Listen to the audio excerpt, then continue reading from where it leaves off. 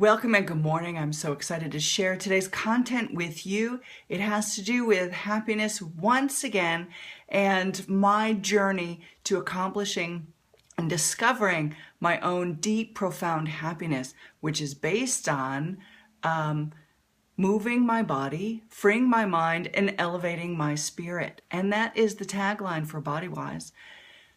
At BodyWise, I resolve chronic and acute pain, which is really incredible because through the years of my practice, I discovered that chronic and acute pain in the body has a source that is not body-centric. So in talking about happiness, I just am so excited to share with you the source of pain and the source of pain that people experience in their body, which comes from somewhere other than the body. Today, regarding trigger happy and being trigger unhappy, I discovered over the weekend the trigger that causes my unhappiness, and I have completely switched it to become a trigger that makes me happy. And this is a really incredible step forward in my journey.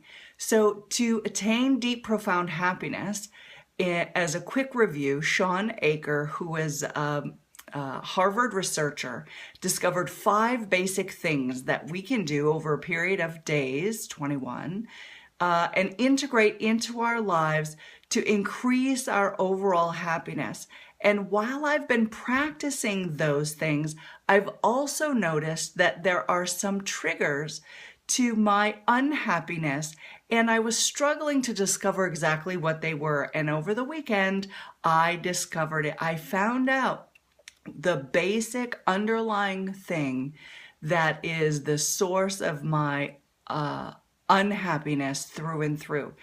I've mentioned it in previous recordings, previous videos about the basic 3 needs that we as humans have, and that's the need to experience love, experience value, feel valued, and to be safe.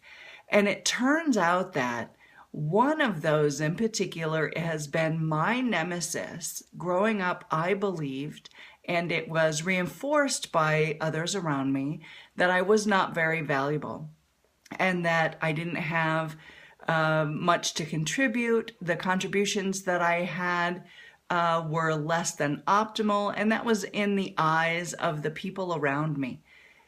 That has stuck with me for a very long time. I will not reveal my age, but now that I've had a recent birthday and I'm moving forward with my life and pursuing this deep, profound happiness, I've found that underneath every need that I've expressed outwardly has been this underlying desire to feel valued and to be valued by other people. And this is how it really was hit home to me over the weekend. We have been trying to make a decision about whether or not to fly east for a family visit, and that's just before the school year begins. And the holidays aren't a great time because of work obligations. So in trying to decide whether or not to fly, we sat down at the kitchen table and we're looking at flights and the price of flights and the timing of flights. And so through this conversation, I was mentioning specifically the dates. So at the end of my searches, I looked at my husband across the table who had been on his telephone reading news or something, I'm not sure. And I said, so what do you think? And his response was, what are the dates that you said? And because I have experienced that sort of man-woman traditional, you don't listen to me environment, I was trigger unhappy. I was immediately unhappy that he had not been listening to the whole conversation, and that included me looking at flights, mentioning the dates and the times, and maneuvering through the website. So I gave him a funny face and I repeated the dates. And I said what the dates were, and these are the dates. And he said, no, you didn't say what the dates were. And in that moment when he said, no, you didn't say what the dates were, I got immediately angry. I was frustrated. I was looking to him for validation, and I didn't get it at all. So it just escalated, and I really told him that he was absolutely wrong, that I said the dates, that he wasn't listening. And he was saying, why are you getting so upset? You didn't say the dates. I was specifically listening for the dates. And so it became this idiotic argument that just made me so angry that he wasn't listening. And we were sitting in the kitchen having this specific conversation about whether or not to go. So cut to several hours later, I left the kitchen in a state of just complete frustration and told him to book his own flights, and I wouldn't have anything to do with it. I left to finish up some chores. We even had dinner, and the next morning I was thinking about it and saying to myself, so what's really going on here? Why am I really so upset about this situation? And it turns out that I was able to think through some of the causes of my feelings, and that was feeling like we didn't have a say about whether or not we were going back, feeling like we were being pressured into going back before school, which is really not optimal, right? A lot of other things. And then I thought about my dad, who has now passed and has been dead for almost 4 years.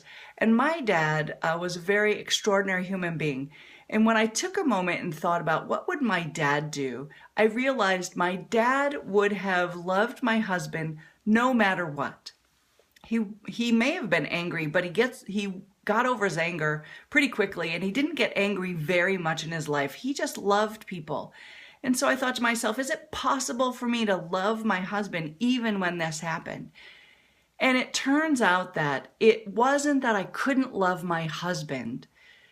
I realized I couldn't love myself in that moment. I did not value myself in my own opinion, because I came to the understanding that if I had valued my own opinion, loved my own self deeply, then I never would have been angry when my husband asked me when the dates were that we were leaving. It never would have come up. That trigger of not being loved and not experiencing value from people, it never would have been a problem.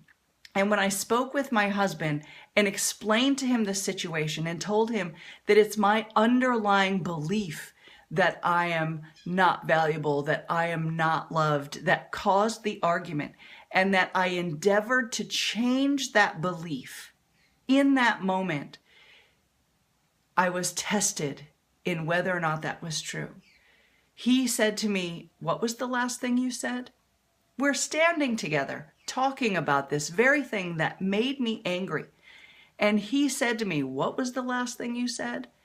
And in that moment, I realized I could feel value and feel love whether or not someone else was exhibiting it to me or whether they were. And I choose to experience and fill myself with love and understand my true value, and repeated the last thing I said without anger, without disrespect, and without being trigger unhappy. So find your trigger happy. Find the things that can make you and keep you in a state of happiness that don't rely on other people, circumstances, or results in order to contribute to your happiness. And I promise you, the profound experiences you have will move you in ways that you never guessed that you'd be moved to. So until next time, think head-wise, feel heart-wise, and move body-wise.